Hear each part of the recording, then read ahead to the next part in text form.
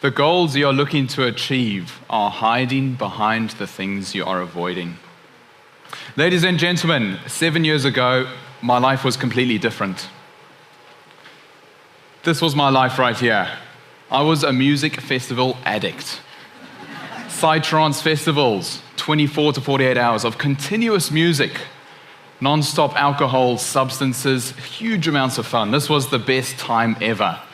But I was addicted. After 2 years of going to these over 30 festivals, I got to one point in the bottom left and I took so much of one substance and I went into this drug-induced psychosis. I believed that I was going to die that day. There I was on these substances, running away, taking my clothes off, running away from people, diving into water, trying to inhale water to kill myself. And then it clicked. I had to get help. Fortunately, I didn't die that day, and I got to the medic tent. They helped me out, and I went to get help. When you get so close to death, then you realize how important and special life is, because there's only one life. And this was almost like a rebirth. I spoke to a psychologist, spoke to a psychiatrist. They diagnosed me with depression, social anxiety. I never knew I had social anxiety, never knew it.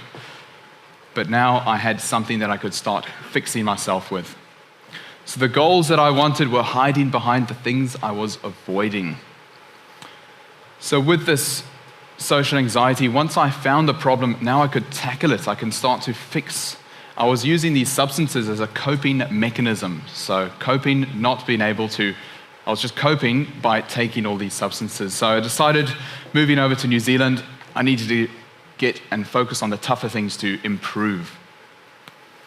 So I decided to face my fears. I started public speaking, and this was terrifying. The first time I was frozen up, couldn't speak, faces going red, and I stuttered, and I went back to the university public speaking club every week, next week, and again, and again. And that was absolutely painful for 6 months, but I slowly got better. Next thing is speaking to attractive girls. I was deathly afraid of attractive girls in university, and I decided I need to just go and speak to them. So I'd walk up, "Hi there, my name is Lawrence. I think you're attractive, what's your name?" I probably did that over 250 times at university, but it gets better and easier and easier. Next thing, I got some more healthy habits, so I started running. I ended up running a marathon at the Taupo Marathon. That was really tough. I did Brazilian Jiu-Jitsu, wrestling big sweaty men, strangling them. So that was really fun. And then my new goal, I've got a new goal to run a 100-kilometer race within 24 hours.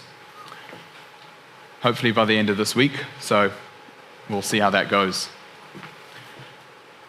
Next thing, moving into my career, so I joined as a property manager with a company, and that was really, it was good, valuable. I was still a bit nervous as a property manager, still speaking to people, lots of problems, didn't really earn that much money, but built skills, small skills over here, and I reached the cap in terms of learning and income, and then I read the 10X rule book, and I decided I need to get into sales. This is where I'm going to benefit the most. I'm going to grow.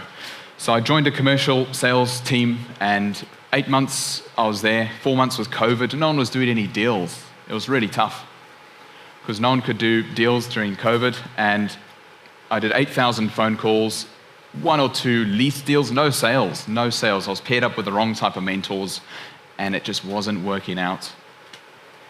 Eventually, it got to a point in COVID where they said, look, I didn't want to take the good old jab right away, so I said, I'm just going to take a pause here, and they said, nope, you're a hazard to the industry, you need to get out the company. So had to leave and then moved on to the next venture. So I joined up a friend, and he was doing property investing work, so buy, renovate, sell, and we bought a Pitney Bowes 2000 letter envelope machine.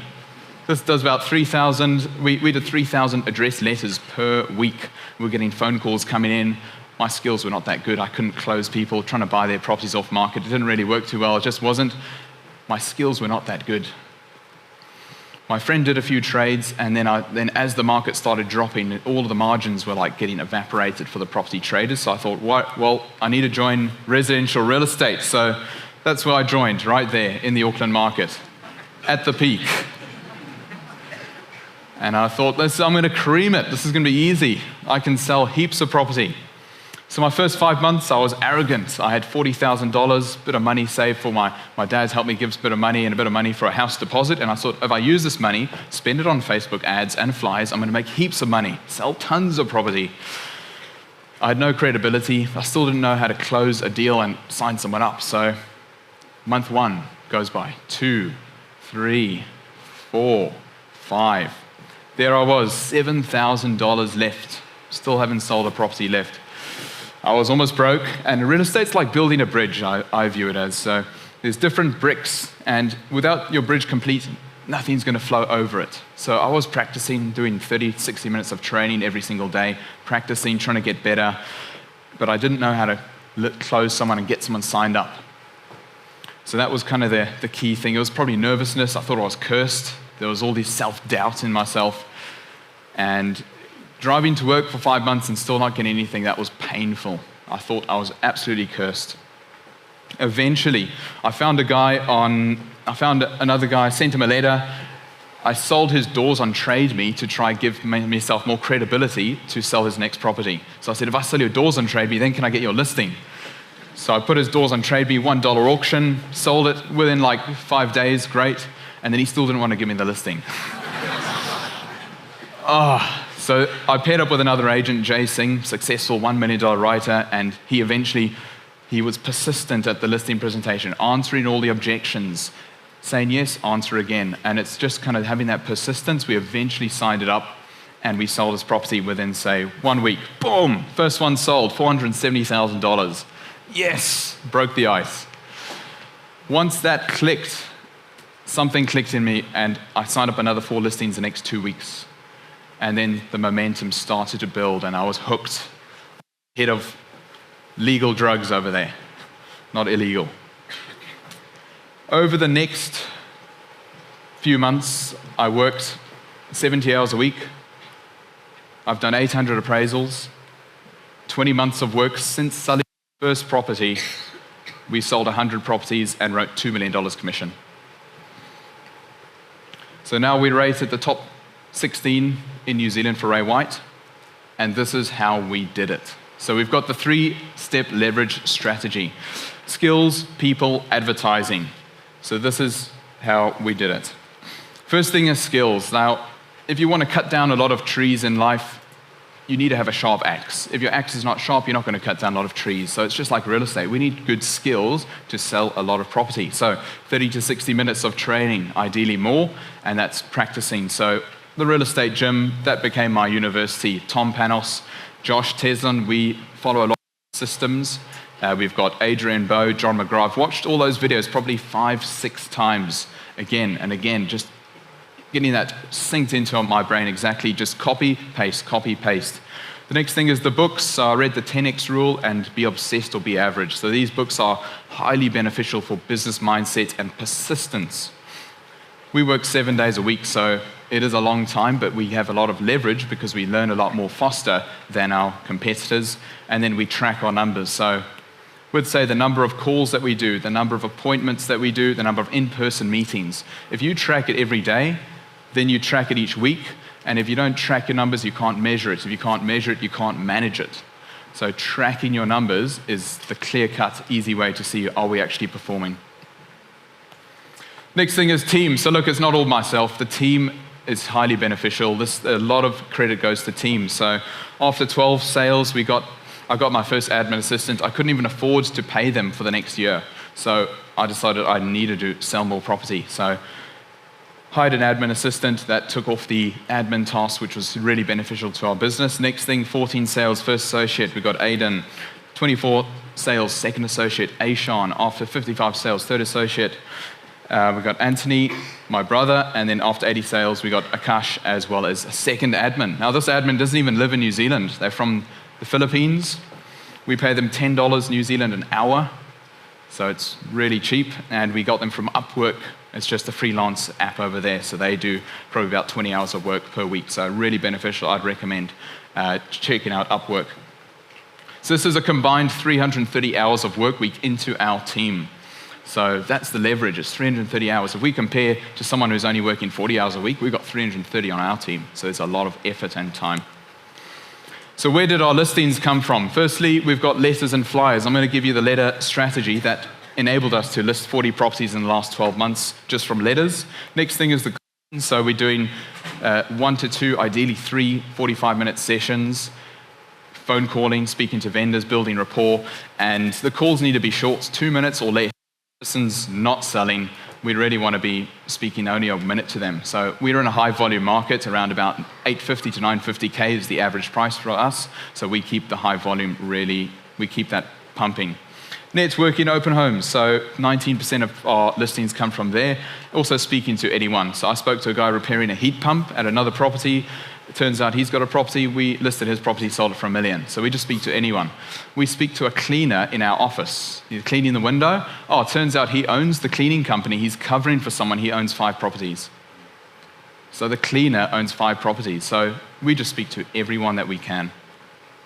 Online profiles, we've got the Google ads doing about $6,000 a year. We've got Facebook ads, about $70,000 a year, as well also from Facebook VPA, as well as the door knocking. So this is all the basics, the 10, 10, 20 door knocking over there. So what is the advertising? Big marketing budgets, big photos of yourself, and more is better. So firstly, big marketing budgets. This is the strategy that enabled us to sell $427,000 of vendor-paid advertising over the last 12 months. First thing is the case studies. So we have this on the iPad, and it might be a bit small over here, but we say, look, this is our 29 Detro Street. They spent $5,000 marketing. We had 3 offers at $850 to $950K, and we took it to auction with 6 bidders. This sold 21 days, $1.35 million. $400K over where the offers were. And then on the iPad, I zoom into Susan. Look at Susan, look how happy she is. All the money in the box over there. Just a bit of a good joke over there. Next thing, we got the other case study, Jellicoe Road. Now, this property was actually bought and then resold for more money because the owner kind of underspent on marketing. So this one actually, they spent $2,000 marketing, sold at $565. What happened was a property investor bought it and he'd relisted with our team. He spent $6,500 2 weeks later with no renovation work done. What happened? He sold it for $650,000. So he made $85,000 profit. We'd rather spend a little bit more in marketing, get the right buyer, and get that $85,000 for ourselves. So these case studies prove to someone that sometimes more people through pushes the price up higher. Next thing is our marketing budget. So bronze, silver, gold. So we've got the number of views estimated underneath. So I put 25,000 in the smallest. We got 200,000 on the medium, 297,000 on the large. And then most popular is the silver one. So people like to pick the silver one over there. It's the most popular in the middle. The reason the views are high in the middle, because number one is Facebook ads, as well as a bit of print advertising that gets about 80,000 views each week. So this is essentially, and the bronze is just a digital package over there. So showing the vendors how many views are we expected to get with the different packages. They say, well, I want the most amount of views because I want the most exposure. Next thing with the marketing, so we've got big photos of myself. So any photo, I zoom it into my face as much as possible, because let's say if your face is not there, anyone's suit and body looks the same. Your face is your brand. That's the only unique thing of your whole body. So I just zoom it in as much as possible on Trade Me. I make the biggest sold sticker we can get, as well as got the big sold, we've got the big photo of myself underneath. Next thing is the flag. I've got custom ones as big as face possible. So if someone's on the road, they can see, oh, I know who that bloke is. Next thing is we've got some billboards now. We've got the zoomed in as much as possible to my face. Next thing, we've got the buses zoomed in as much as possible. And I'd say that the benefit for the single guys is these billboards work really well for Tinder. You get the girls. I've seen your billboard. I might just keep it up like that. That's really good. All right, the phone setup. So we save all of our contacts on our phone. We have the money bag, so like Josh Teslin. So we click the money bag, all our contacts would pop up very easily. We use a hammer for a developer. We use different emojis for different types of people. We can access them so quickly. You can even use an emoji for those Tinder dates, easy to access. And then also in the notes tab, we'll add some notes about when speaking with a client. So we can just scroll through our phone, call them immediately when we are pausing for a meeting. Next thing is the texting. So about 7,000 texts 700 texts per week to the hot sellers that are potentially selling. And we will use group text or hit 'em up. So this is a software that we just send through our phones to all our potential sellers. So it's one text at least per week to all potential sellers on our database. And they just constantly, auction updates, over reserve, all the positive things that we want to build their confidence. So the higher the confidence they have, the more chance they're wanting to list in the future. Volume is everything. So there's about quite a few properties in Auckland, 693,000. Now, how many sold in the last 12 months based on the stats? 2.7%. What does that mean? If we speak to 37 people, you're going to speak to one person that's going to sell in the next 12 months. If we speak to 74 people that day, we're going to speak to one seller in the next 6 months. And if we speak to 148 people, we're going to speak to one seller in the next 3 months. So if someone has not spoken to 37 people that day, well, you might have not even spoken to one person that day. So volume is everything. We need to send letters, we need to do flyers. It's volume. The more people we're in touch with, the more chance we have is getting that potential seller. Big marketing, the next pillar. We do about 2,000 address letters per week. These are delivered these are just hand-delivered letters in the letterboxes, very personalized, 4,000 flyers per week, and $74,000 on Facebook marketing. So we do $1,000 per campaign on average with our marketing on Facebook, which really helps get 20 to 30 inquiries, as well as really helps that brand exposure.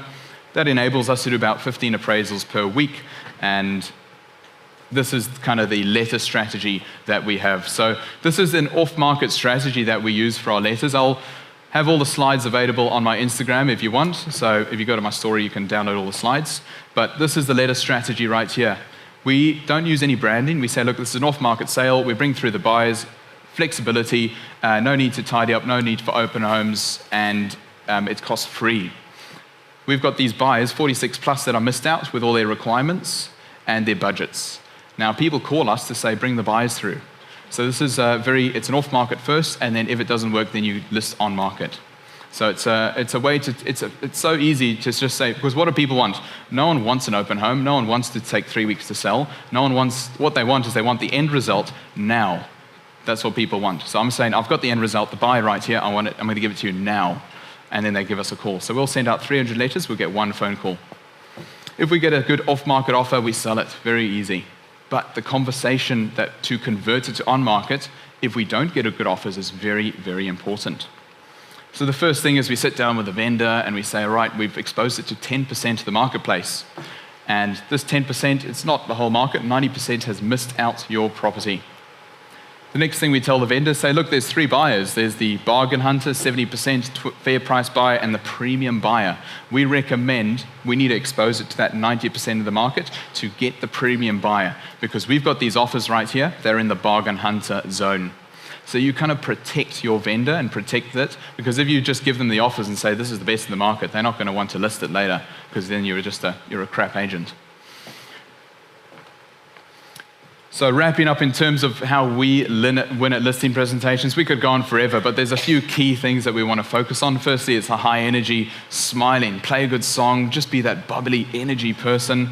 Jokes and positivity, so we always try and make a joke with a vendor. I have jokes littered throughout the whole presentation. Firstly is the market. When I show that graph, I say, look, the market could come up, could come down, it could be a bit flat for the next 1 year. My prediction expires tonight, 12 o'clock. Then the vendor's like, okay, this guy actually he's a bit more down to earth. He's not just telling me what the market's going to do. Next thing is health and safety. We say, look, let us know if any health and safety issues are going to happen with any health and safety issues about your property. Let us know if any bricks are going to fall on our head. Then we talk about AML. We say, look, we need to do some AML checks. We need to make sure you're not laundering money or a terrorist. I don't think you guys are. So just some small jokes over there. And then lastly, Josh Teslin does the funny socks. So we've got the funny emoji socks over here. And we just walk into the house, I've got my best socks for you. And they're like, oh, I've got the funny socks. I've got eggs and bacon. I always feel a bit bad for people that don't eat bacon. Here I'm wearing eggs and bacon on my socks. And then the rebook meeting. So in person, once we say talking to the client and we want to sign them up and they don't want to sign up right away, we need to book the meeting in person right there. So we sit down and say, look, I'm free in the next 48 hours or 1 week, 2 weeks. Let's book in another meeting for a follow-up catch-up where you can handle the price objections and all the other objections that they might have. So looking on to the last bit of the presentations, these are a few of the lessons that I've learned to go next level. This is what the key takeaways that I've kind of learned to go next level. Firstly, is coping with substances is not the solution. I know a bit of moderation is okay, but coping with them, using it as a blanket is not the solution.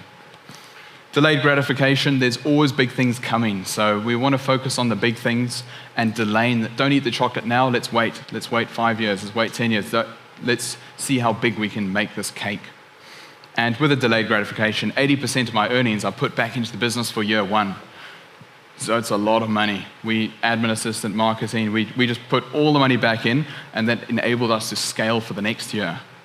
So we did about 1.5 million our second year in 1 year just because we scaled so quickly.